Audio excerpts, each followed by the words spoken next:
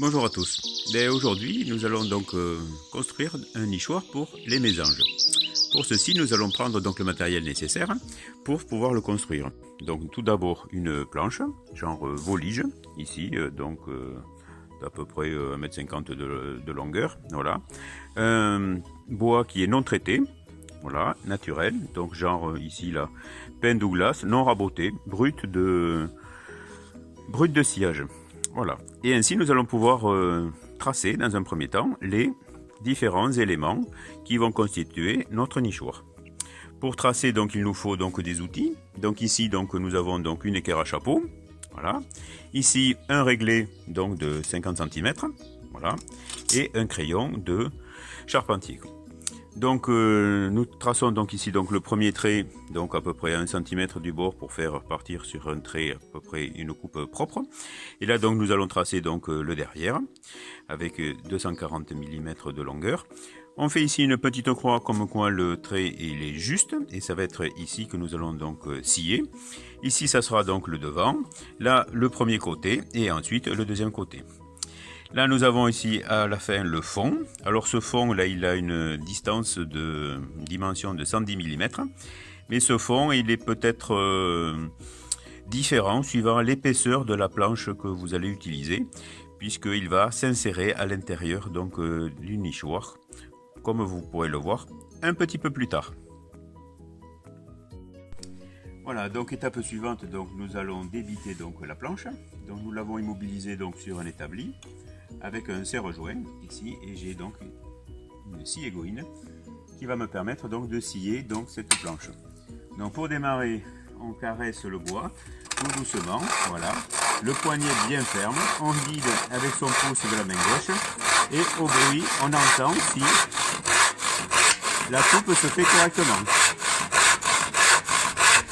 Pas la peine d'aller vite, si on veut accélérer, on allonge le mouvement.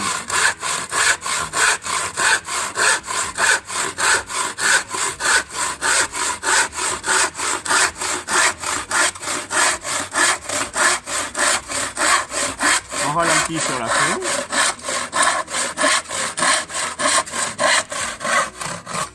Et voilà. Donc j'ai le dos de mon nichoir qui est fait. Je n'ai plus qu'à ébavurer et à couper les autres morceaux. Ébavurer, c'est quoi? Ébavurer consiste à enlever ici les bavures, les échardes pour éviter de se blesser. C'est-à-dire que je vais passer ici avec un petit peu de papier de verre, ici sur l'angle, de manière à enlever ces échardes.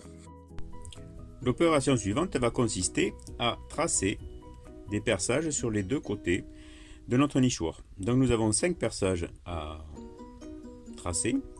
Un premier ici à 40 mm du bord du bas, un deuxième ici pareil, un autre à 180 mm et un quatrième à 180 mm aussi. Un petit dernier ici au milieu et tous les perçages seront donc à 8 mm du bord de la pièce. Voilà, donc en tout cela fera donc 10 perçages à réaliser. Pour ceci, il nous faudra donc un outil que l'on appelle donc ici un fourré, donc un fourré à bois, voilà. Et pour manœuvrer ce fourré à bois, nous avons 3 solutions.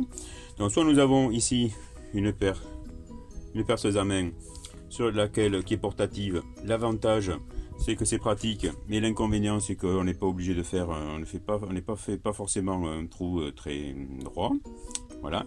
La deuxième solution c'est de prendre la chignole à main, donc de grand-père, voilà, qui marche très bien, voilà. Et puis la dernière solution, mais là un peu plus élaborée, et c'est bien parce que vous êtes dans un atelier d'un professeur de technologie que vous avez ici donc une perceuse sensitive comme au collège. Donc nous allons utiliser cette machine ici pour percer donc ces 10 trous.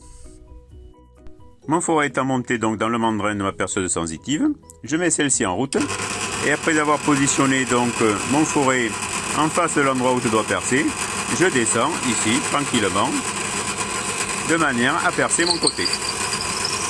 Voilà. Le trou est fait, je n'ai plus qu'à répéter cette opération 9 fois puisque j'ai 10 perçages à réaliser.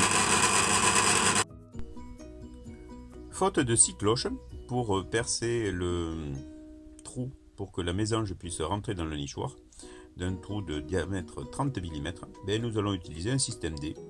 Ici une rondelle donc pour s'en servir de trace-cercle à 70 mm du bord, du dos, du devant. Et avec ceci, je vais me servir donc de cet instrument comme trace-cercle. Et là donc je vais pouvoir tracer mon cercle et après je ferai tout un tas de petits trous tangents. Donc voilà, j'ai réalisé donc avec mon fourré tout un tas de trous qui sont tangents. Avec ici un coup de marteau, je vais pouvoir faire sauter ici cette rondelle de bois. Et après avec une râpe, je vais pouvoir égaliser donc le bord de ce trou. Donc voilà, maintenant que mon trou est fait, je n'ai plus qu'à le rendre à peu près lisse et présentable. Donc avec une râpe demi-ronde, ici je vais pouvoir ici améliorer l'état de surface donc de mon trou. Opération du montage donc du nichoir par vissage. Voilà, donc j'utilise moi des vis de 4 par 35. Voilà, empreinte torx parce que je trouve que l'entraînement se fait très bien. Et on monte ainsi, petit d'abord le premier côté, puis ensuite le deuxième côté. Viendra ensuite le fond et en dernier, donc le devant.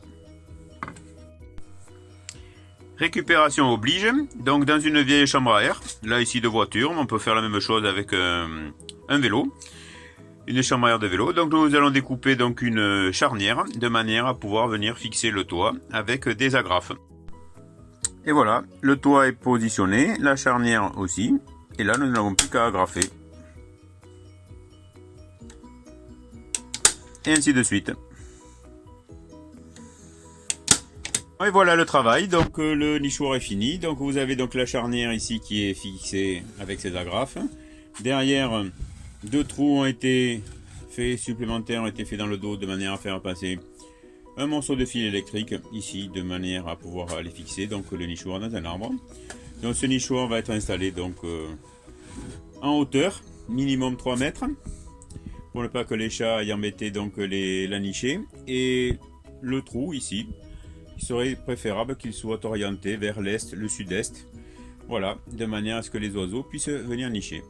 Voilà, donc bonne fabrication, bonne installation et faites attention de ne pas vous blesser.